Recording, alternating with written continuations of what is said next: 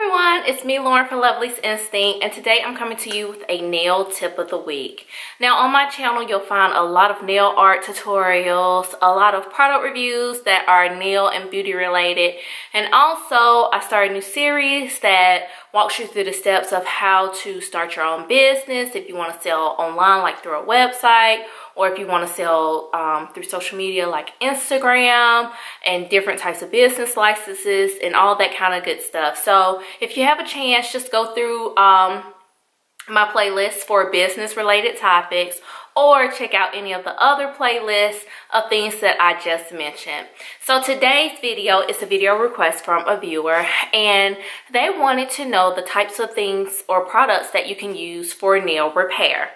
So I actually did a video on this maybe a couple of years ago or before that on how you can repair a broken nail. And one of my favorite methods was using a tea bag. And so basically you can use a tea bag, nail glue. You also need a nail file. And so basically, well, I've broken all of my nails because of the holiday season. But if you have a nail that's like split or that's broken and you want to salvage that nail, what you would simply do is cut off a piece of the tea bag, not the part with the tea of course, but the bag itself, that felt material. It's almost kind of like a canvas material to me. And you're going to cut that and you're going to take your nail glue. So you'll put a drop of nail glue right there where your nail is split. Then you'll put the small piece of fabric of tea bag on top of that.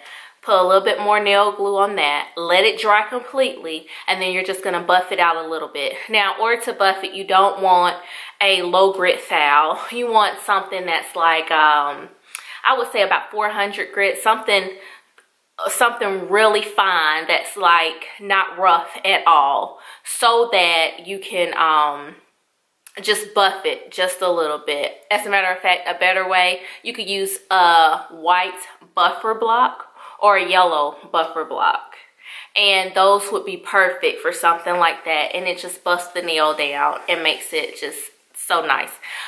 Your your lower grit files are the type of nail files that you would use like if you were removing enhancements such as your gel polish or hard gel that can't be soaked off, or acrylic. And that's what like your 80/100 type grits, those are very rough, but they're rough enough to where they can remove products. So you want to be very careful with that.